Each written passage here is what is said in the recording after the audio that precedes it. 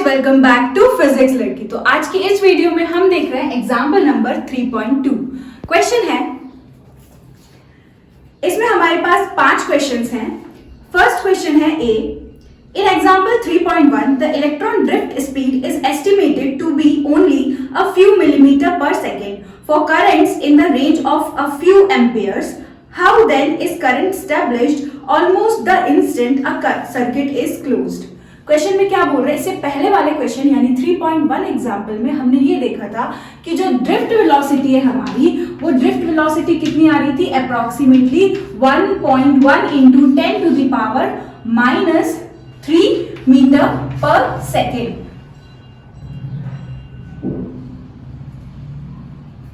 Right, अब अगर हम इसको मिलीमीटर में कन्वर्ट करें तो 10 की पावर -3 इज व्हाट, मिली ना। तो हमारी जो ड्रिफ्ट वेलोसिटी है it is 1.1 millimetre per second. तो क्वेश्चन में हमें बोल रहे हैं कि जो ड्रिफ्ट स्पीड होती है वो इतनी कम होती है, 1.1 मिलीमीटर पर सेकेंड। फिर भी हम जिस इंस्टेंट पर सर्किट को क्लोज करते हैं उसी इंस्टेंट पर किस तरीके से करंट जो है उस सर्किट में फ्लो होता है। जैसे अगर हम यहाँ सर्किट ड्रॉ करें तो ये हमारा क्या हो गया, कंडक्टर, और ये हमने लगा दिया एक battery.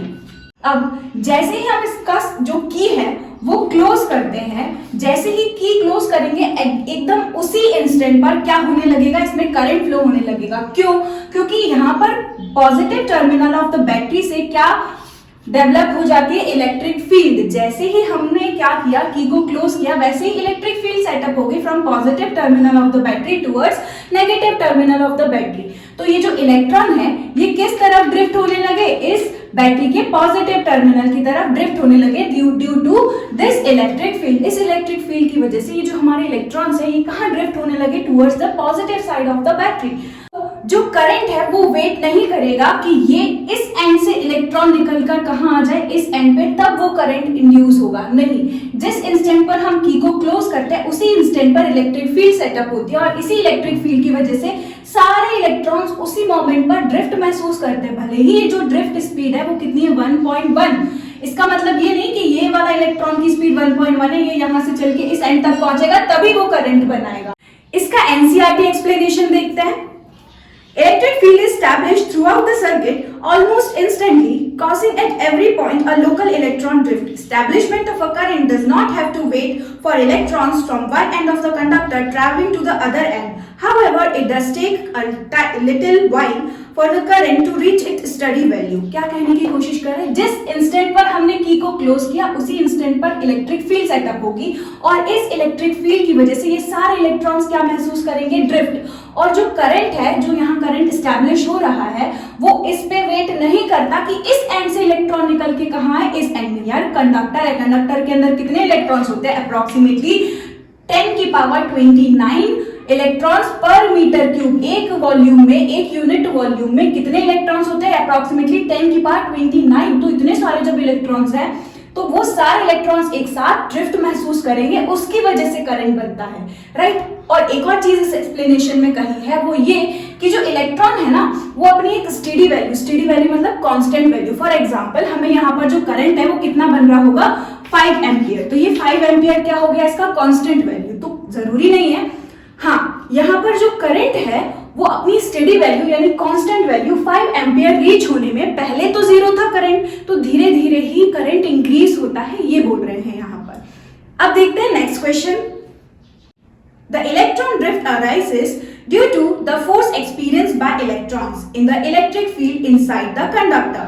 But force should cause acceleration. Then why do the electrons acquire a steady average drift speed? यहाँ पर आपने कॉन्सेप्ट पढ़ा होगा इस चैप्टर में, जो कि है पूरा एक्सप्लेनेशन किस चीज का, एक्सप्रेशन फॉर ड्रिफ्ट वेलोसिटी। उसमें पूरा का पूरा एक्सप्लेनेशन है जो यहाँ इस क्वेश्चन में बोला है। क्वेश्चन क्या बोल रहा है कि जो इलेक्ट्रॉन्स है वो हर मोमेंट पर एक फोर्स एक्सपीरियंस कर रहे हैं। कौन सा फोर्स, इस इलेक्ट्रिक फील्ड की वजह से लगने वाला force. That force is equals to Q into E। अब फोर्स लग रहा है हर एक इलेक्ट्रॉन पर, तो वो क्या महसूस करेंगे, एक्सेलरेशन, क्योंकि फोर्स इज इक्वल्स टू क्या होता है, मास इनटू एक्सेलरेशन। यानी कितना एक्सेलरेशन होगा यहाँ पर, QE अपॉन में mass of electron m। Right, तो इतना एक्सेलरेशन अगर इलेक्ट्रॉन महसूस कर रहे हैं, फिर भी फोर्स लग रहा है, एक्सेलरेशन है, फिर भी ड्रिफ्ट वेलोसिटी कांस्टेंट कैसे है, ये पूछने की यहाँ इस क्वेश्चन में कोशिश कर रहे हैं। तो यार होता क्या है, यहाँ पर इलेक्ट्रॉन्स तो हैं, लेकिन इलेक्ट्रॉन्स के साथ साथ इस कंडक्टर के अंदर क्या होता है, पॉजिटिव आयन। पॉजिटिव आयन को एनसीईआरटी में क्या बोला है, कर्नल। तो यहाँ पर ये बहुत सारे क्या हैं, इस तरीके से पॉजिटिव आयंस यानी कर्नल्स भी हैं। अब इलेक्ट्रॉन जैसे ही फोर्स लगेगा इलेक्ट्रॉन पर, इलेक्ट्रॉन मूव कर रहा है, इलेक्ट्रॉन पर इलेक्ट्रिक फील्ड की वजह से फोर्स लगेगा, तो पहले जो वेलोसिटी है वो तो कैसी होगी, जीरो, क्योंकि इलेक्ट्रॉन क्या कर रहे हैं, एक दूसरे से कोलाइड होते जा रहे हैं। तो जैसे ही कोलिजन में सपोज करते हैं ये वाला इलेक्ट्रॉन कोलाइड होके आ रहा है, तो कोलाइड होके जब भी आएगा तो इसकी इनिशियल स्पीड कितनी हो जाएगी, इनिशियल वेलोसिटी कितनी हो जाएगी, जीरो। अब धीरे धीरे इलेक्ट्रिक फील्ड क्योंकि इस पर फोर्स लगा रही है, तो उस एक्सेलरेशन की वजह से इसकी वेलोसिटी इंक्रीज होगी। अब इस इलेक्ट्रॉन की वेलोसिटी जैसे ही इंक्रीज हुई इस वैल्यू तक पहुंची और इतने में ही दूसरा कर्नल आ गया, उस कर्नल से ये वापस टकरा गया और वापस इसकी स्पीड क्या हो गई, जीरो।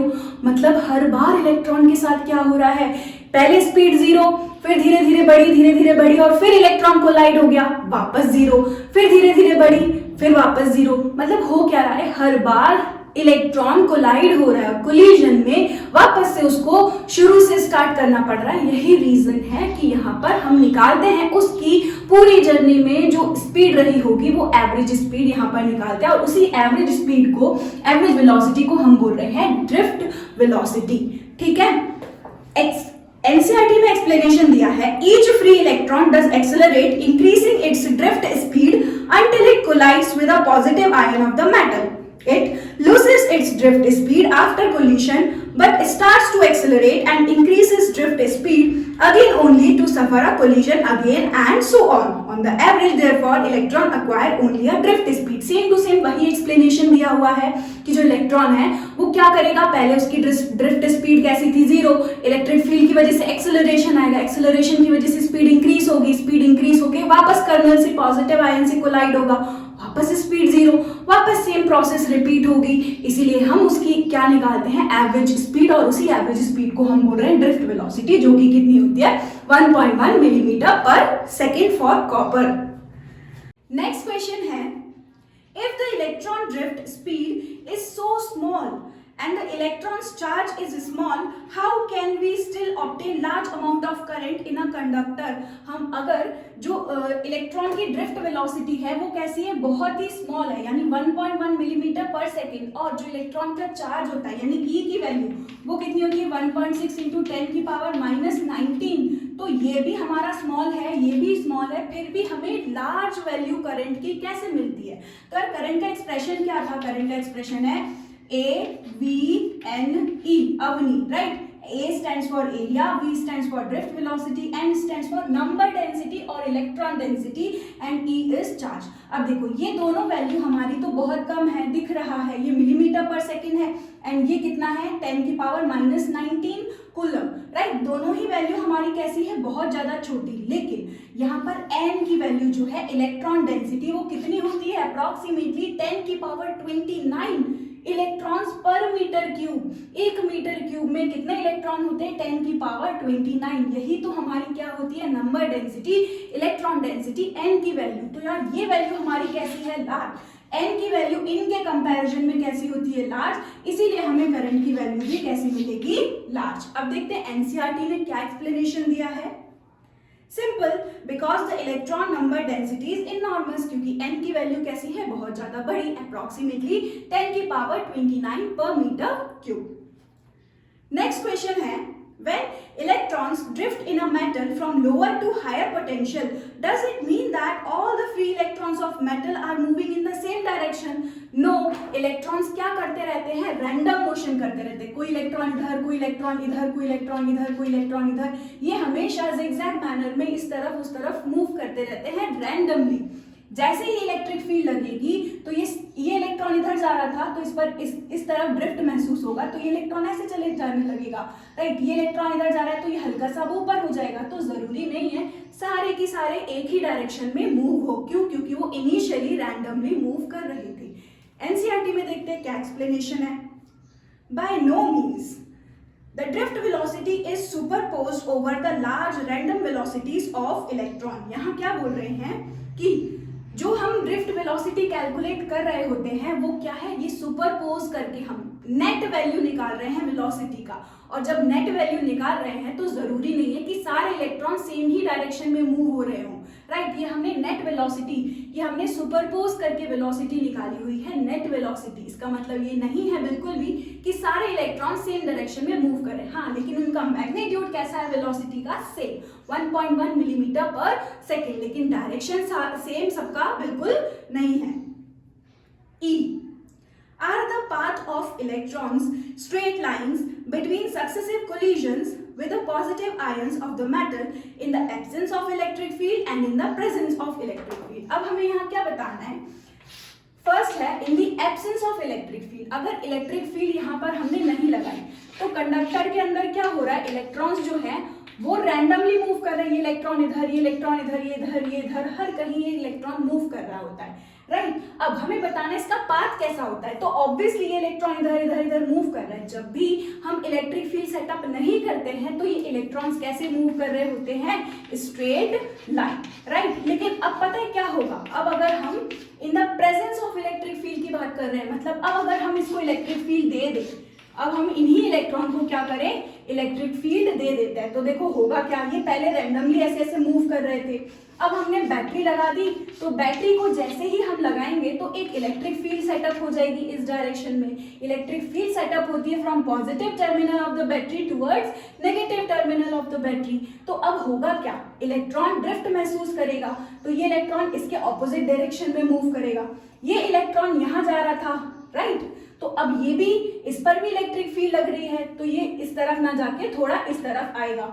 आई होप आपको समझ आ रहा, जैसे ये वाला इलेक्ट्रॉन इधर जा रहा था, राइट, इस तरफ एक और इलेक्ट्रॉन है वो इससे इधर, एक और इलेक्ट्रॉन या फिर कोई पॉजिटिव आयन है, ये इलेक्ट्रॉन इधर जाकर इससे क्या होने वाला है, कोलाइड होने वाला है। लेकिन होगा क्या, क्योंकि इलेक्ट्रिक फील्ड इस पर ऑपोजिट डायरेक्शन में फोर्स लगा रही, तो अभी इधर ना जा करके थोड़ा ऐसे हो जाएगा। क्यों, जिस तरीके से 11th में हमने पढ़ा था पैराबोलिक मोशन में, अगर कोई बॉडी, कोई स्टोन को हम किसी h हाइट से फेंकते हैं, राइट, तो हम इसको फेंक तो हॉरिजॉन्टली रहे हैं, लेकिन क्योंकि इस पे नीचे की तरफ फोर्स लग रहा है, नीचे की तरफ एक्सेलरेशन लग रहा है, इस वजह से ये पैराबोलिक पाथ क्रिएट करेगा, एक कर्व क्रिएट करेगा। सेम टू सेम वैसे ही अगर हम इलेक्ट्रॉन को देखें तो ये इलेक्ट्रॉन भी कैसा है, यहाँ पर सपोज करो ये इलेक्ट्रॉन हमारा इस डायरेक्शन में ऐसे मूव हो रहा है, राइट, ये इलेक्ट्रॉन ऐसे मूव हो रहा था, लेकिन अब इस पे क्या कर रही है, इलेक्ट्रिक फील्ड इस डायरेक्शन में फोर्स लगा रही है, इधर फोर्स लग रहा है, एक्सेलरेशन भी इधर है, तो अब ये स्ट्रेट लाइन ना जाकर के ये हल्का सा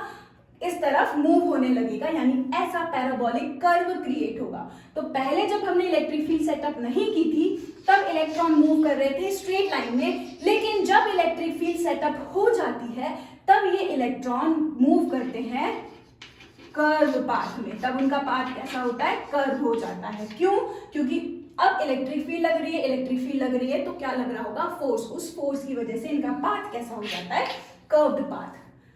तो ये रहा हमारा example number 3.2। Thank you so much for watching this video.